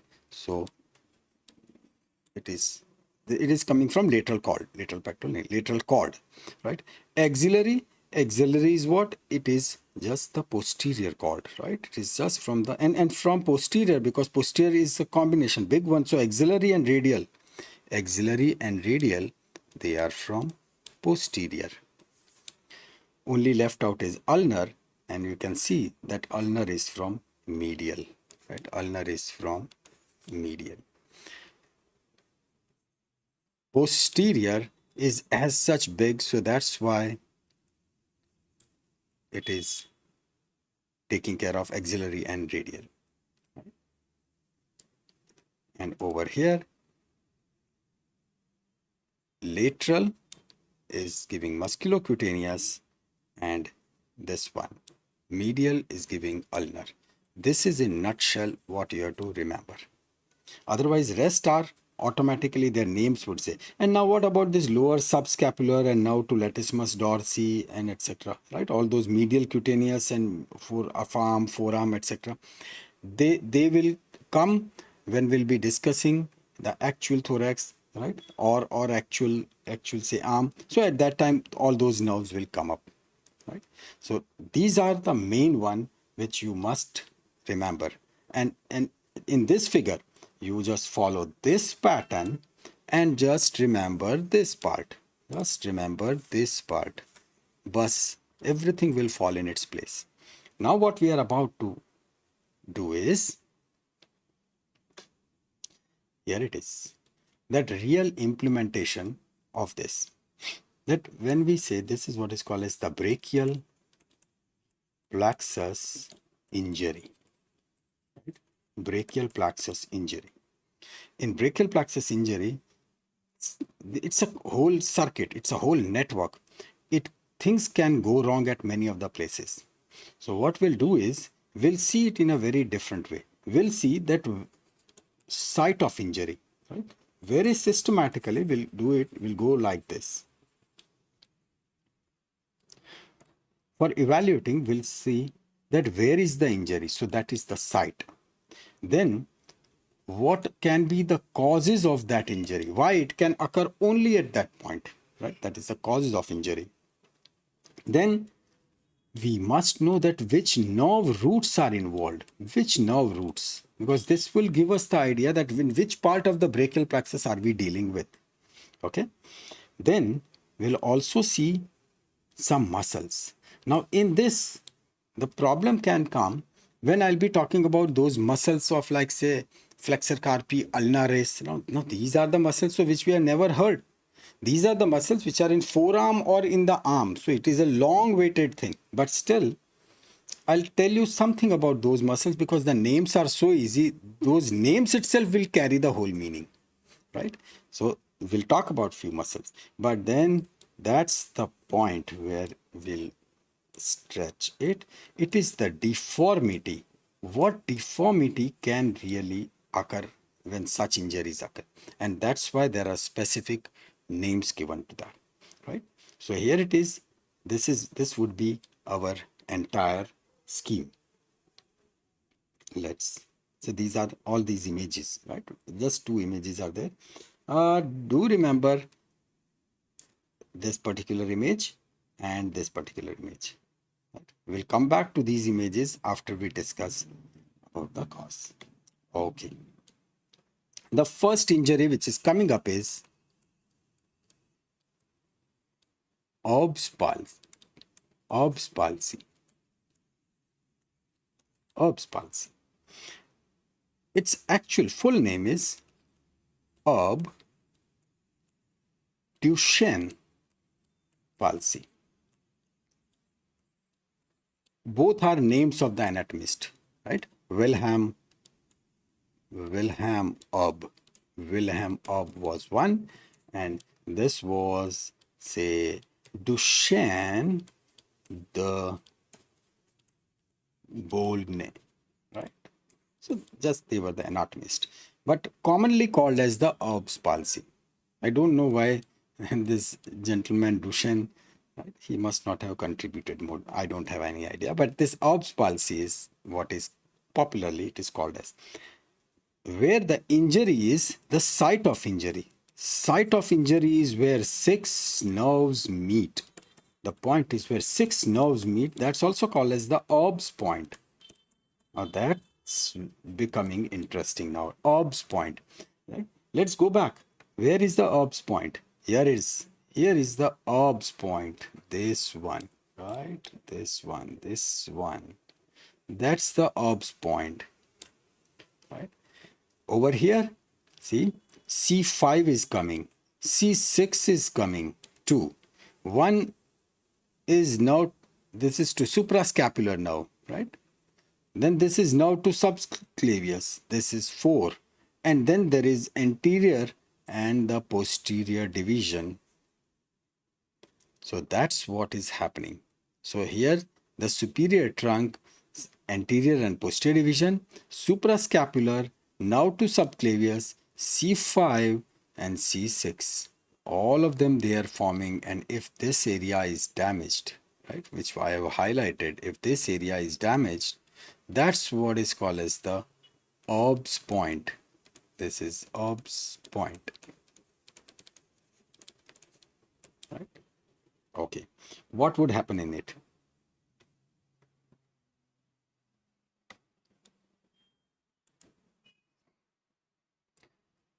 First, we see why it can occur, right? So, in other words, we are discussing the cause.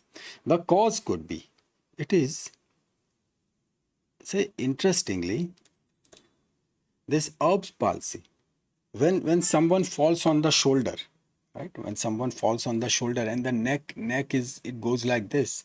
So that's the point where it is injured, shoulder, right? So when it is like fall on shoulder, fall on shoulder, and it can lead to this Ob's palsy. Second is that when the baby is born, right, at that point, if it is what is called as that, it is also called as the birth injury, right? Birth injury. So when the baby is pulled, at that point, this thing can get damaged, right? When there is extensive rotation of the neck on one side, so this is, it is also called as the shoulder dystocia. Shoulder dystocia. Very common thing. Right? So we saw that that's the point where six nerves meet, right? And that is getting damaged or the injured. The which nerves will be dealt or will be affected? Well, C5, C6, because that was the point, right? C5, C6. In that also C5 is common. And from C5, C6, right? The nerve which we'll be dealing with is the axillary nerve, right? It is the axillary nerve. Now, how this patient actually presents, right? How will you be able to see this? So in this, watch it. The arm, right? This deltoid, the muscles which are affected is one deltoid, right? This deltoid is gone. So this deltoid, once it is gone, so arm would be hanging loosely around the side, right? Arm is hanging. So this is one. Then second, the arm would be adducted, right? It would be near to the body. So arm is hanging It is adducted, right? Keep on doing along with me. So you'll have a complete idea. So hanging, adducted, and then the medially rotated, right? It is medial rotation. Got it? This is what would happen in case of arm, in arm. So dropped, adducted, and the medially rotated, right? Medially rotated. Then what about the forearm? Forearm. In case of forearm, this is extended, right? Forearm is extended, and say extended, and then this was supination, right? This was supination, this was pronation. Supination, pronation. It is extended and pronated, right? So extended and pronated.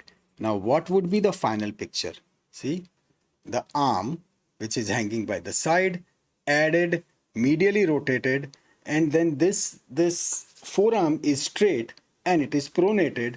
So obviously the whole image would be like as if you are taking that rishwat, right? Say, this is how it will look like, right?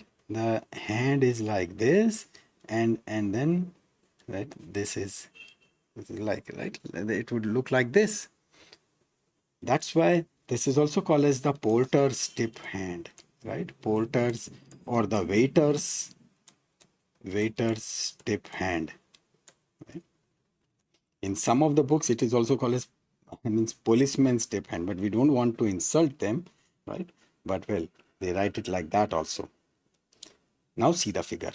It will make, see, here it is. Here it is. So this is the arm which is hanging, right? It is, because this is baby, so that's why his hand is like. Otherwise, it is classically, it is just adducted, it is near, it is medially rotated, and this forearm is extended, and this is pronated. So when it is pronated, obviously the wrist will go on the back side, right? Wrist will go on the, it will go on the back side. So when it is like this, wrist will go on the back side. So this is what is called as the Orb's palsy. Right? Now this Orb's palsy, in most of the cases, it gets resolved by itself within 1 year. In case if it is not happening, so then you have to go for the physiotherapy and so many other procedures. In case the differential diagnosis, right, if you go for it, so in case if there is like a cervical rib, so then it is causing the pressure, to then cervical rib is to be removed. Right, later on I'll show you some of the x-rays also with cervical rib, etc. Okay. The next one, it is also called as Klumpke's palsy. Klumpke's palsy.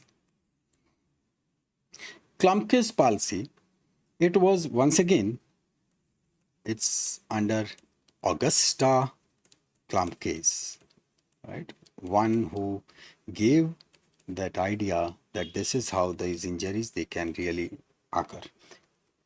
This is where it is affecting your patient's lower trunk. Lower trunk. So how was the lower trunk formed? Superior, middle, inferior, right? Upper, middle, and lower trunk. So trunks, they were formed by the root. So C5, C6, C7, C8, T1. We are dealing with lower trunk. So that means we are dealing it over here. This means that site of injury in such cases could be this, this, or this. So here is, this is the area which is formed, right? This is affected. So that's the area of injury. In this, what would be affected? This C8T1, right? See, this goes for the upper body, upper arm, and then C8T1, they'll be going all the way deep to the muscles of the hand, right? They will go to the muscles of hand. So obviously, in Klumpke's palsy or the paralysis, when these roots are involved, we will be watching something in the hand. Now in hand, there are two types of muscles. one which emerges from the hand only and they end in the hand. So they are called as the intrinsic muscles. Intrinsic muscles. Some muscles, they will be emerging from the forearm and then they will be going into the arm, into the hand, right? So that's the hand. So muscles, they are emerging from forearm and then they are going into the hand. So such muscles will be calling as the extrinsic muscles, which are, say, taking some action into the hand, right? Over here, intrinsic muscles of the hand, they are involved. Intrinsic muscles. And one very important muscle which is involved, it is flexor carpi ulnaris, right? Flexor carpi ulnaris. It is just a name, otherwise it is very easy. What are these? Were carpals, right? Carpals. Yeah, same. That she looks too pretty, try to catch her, right? All those 8 carpals. Then we have over here, these are the metacarpals, and then these are the phalanx, correct? So over here, these are the carpals. So this flexor carpi ulnaris, this side is radial, this side is ulnar. So here is the muscle which is on the flexor, this and just a minute. So this is flexor compartment, this is extensor compartment. So we are dealing with the flexor part. In flexor, radial or ulnar, we are dealing with the ulnar part, right? Ulnar part. Radius is this, where we take this radial pulse. So here is the ulnar. So flexor, carpal, right? And they are ending it over this point. That is, they are for the carpal. So it means when this muscle contract, it will lead to flexion of the wrist at carpal joints, right? Over here. That's the function. So flexor carpi ulnaris. These are the flexors which are for wrist, right? They are, so obviously they are flexor for wrist. They are affected. Now see what it will do. It will lead to, when the flexor carpi ulnaris is gone, right? This muscle is affected. Technically speaking, right? Just right now I'm writing, right? When we'll be discussing ulnar nerve, this picture will become still more clear. But it is supplied by ulnar nerve. Now this ulnar nerve is affected. So our hand, now understand it. Flexor muscle will try to bend the wrist. Extensor muscle would try to extend the wrist, like this.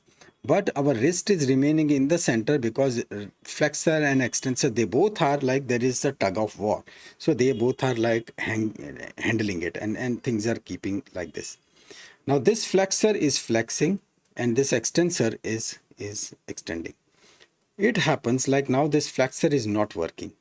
So immediately, if it is not working, those extensors, they will override and they will make the hand like this, right? True, because now there is no one to resist. So here, first thing first, wrist is extended. Wrist is extended. And then there are pronator, right? We know supination and pronation. For this pronation, there are 2 good muscles, pronator teres and pronator quadratus. Quadratus, it came from its shape, right? So these are the 2 muscles. Both these muscles are affected, gone. So these were the muscles. Same way, in our hand, everything is balanced. So pronators, they will try to keep the hand like this. Supinators, they'll keep the hand into supine position. Now pronators are not working, so supinators will override. So hand is like this now, and it is extended, right? It is extended. So forearm is supinated, correct? That's how we are forming the deformity, right? How it is forming. So now wrist is extended, forearm is supinated. And then in hand, right? This is very interesting. Understand it. Carpals, metacarpal, and the phalanx, right? Let me draw it. These are all carpals. Very crudely we have drawn, right? These are carpals. Then this is metacarpal. Metacarpal, it means it is your palm, right? It is your palm, what you feel over here. They are all those metacarpals. And then we have got the fingers and we call them digit. So we have, these are the phalanges, right? These are the phalanges in which there is a distal phalanx, there is a distal phalanx, there is a proximal phalanx, and this one is the intermediate or the middle one. There are two joints. This is one joint, this is second joint, and then there is a third joint. These joints, right? They are very easy. You yourself will say that what name is to be given. Between two phalanx, right? So we'll call it interphalangeal joint. Interphalangeal joint. Good one. So this would also be called as interphalangeal joint. It is also between two phalanx. So when there are two interphalangeal, I'll write it in short, IP joint. So one IP joint is near, one is far. So this is near, so I'll call it proximal interphalangeal joint. Good. So this would be called as the distal interphalangeal joint. So now why to write every time so much? So we'll call it PIP joint, and yes, this is DIP joint. DIP joint and PIP joint, no big rocket science. It is just between two phalanx. So here is our finger.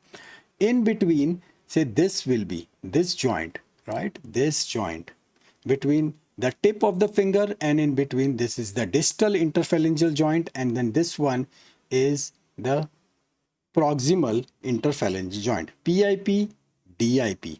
And then what about this joint? Those knuckles, right? Those knuckles, they are knuckles over here. This part is what?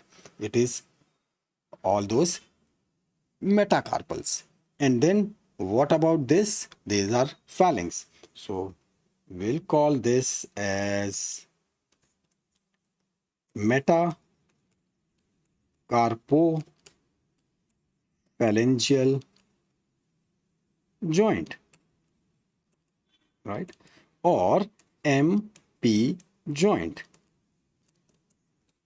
Got it? But from this point onwards, it is simple.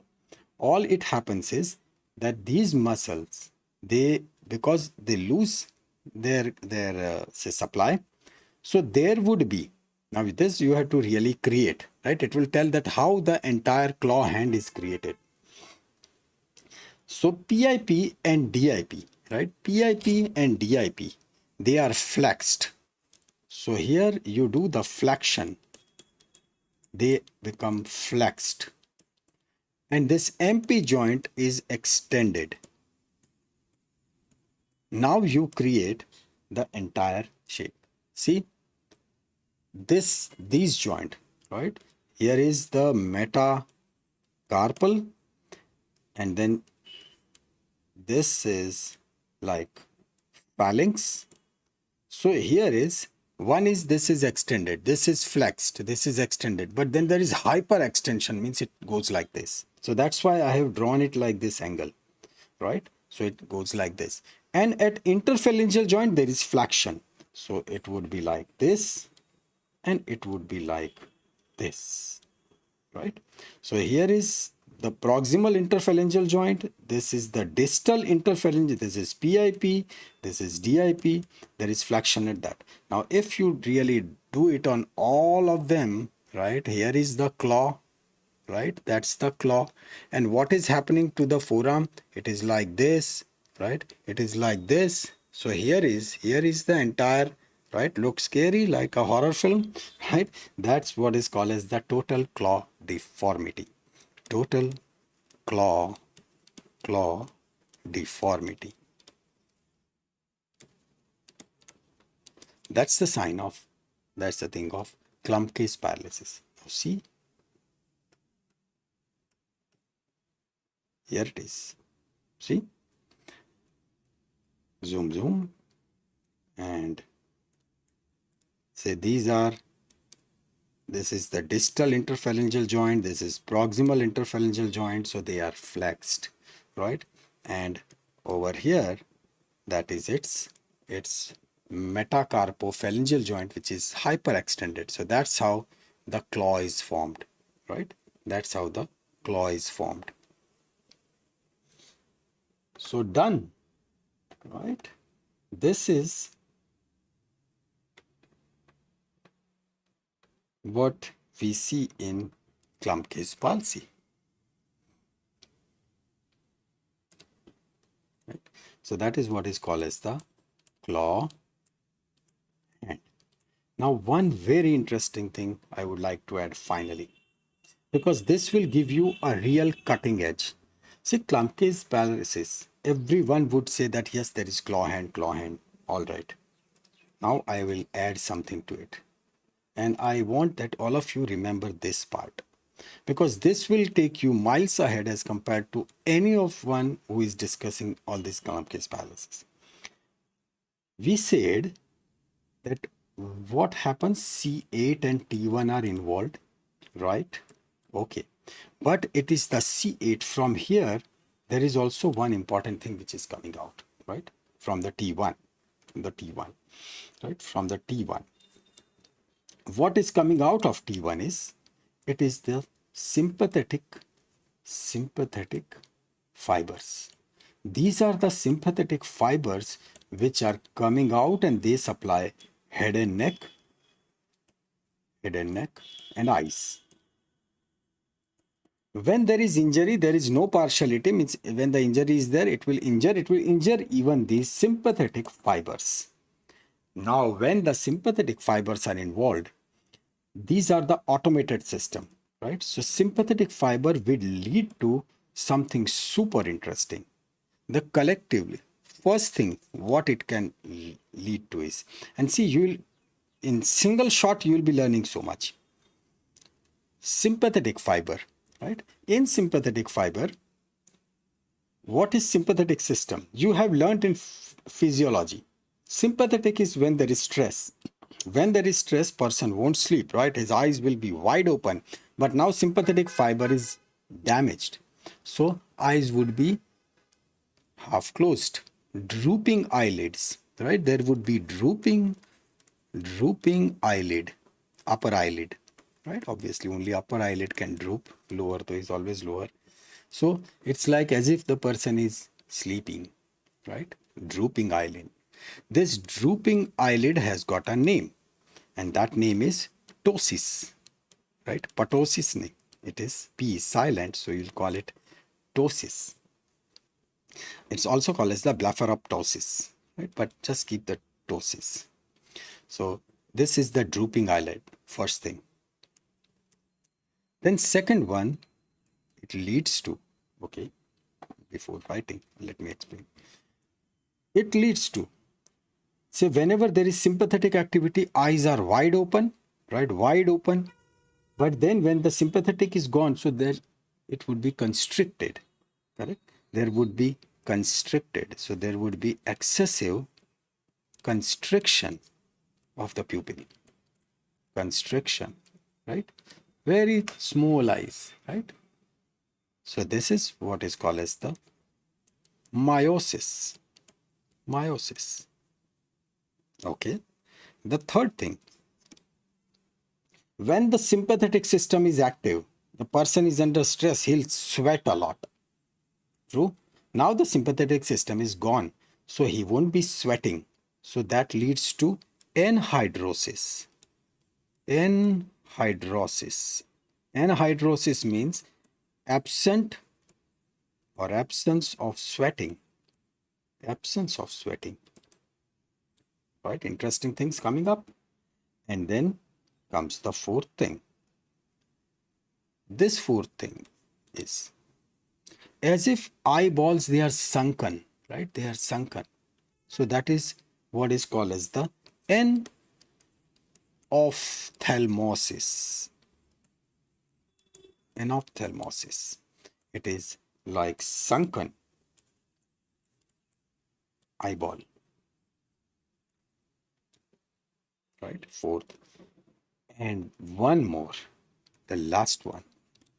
This is that if there is any pain given on one side of the neck, right? Whenever there is painful stimuli which is given, so then that side of the pupil dilates, right? If there is pain given, so is like that side of the pupil dilatation. So it is what is called as the ipsilateral. Ipsilateral means same side, right? Contralateral is on the opposite side. So ipsilateral, see, understanding it, ipsilateral dilatation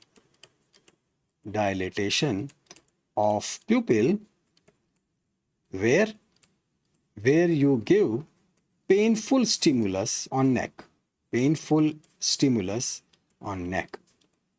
and this is called as ciliospinal reflex.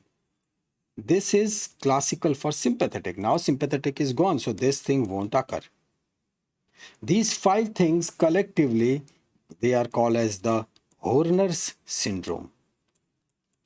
Horner's syndrome.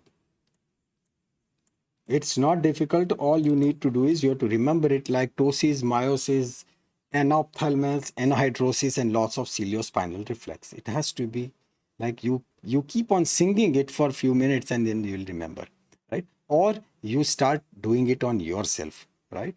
So it is ptosis. Yes, you can do half at that lid is dropped, right? Pupils constricted, right? So small eye, drooping eyelid, and then anhydrosis, no sweating. So completely you are dry, right? No sweating. And then those eyes are sunken deep. And then even if someone is pinching, nothing is happening to pupils, right? बिल्कुल पड़े हैं ऐसे. So that's what is called as the Horner's syndrome. This is what is there. This is what really happens when T1 sympathetic fibers, those sympathetic fibers, they are damaged, right? Normally it won't happen. But when the sympathetic fibers, they are damaged, it will lead to Horner's syndrome. Great. So this was our bold and beautiful brachial plexus, right?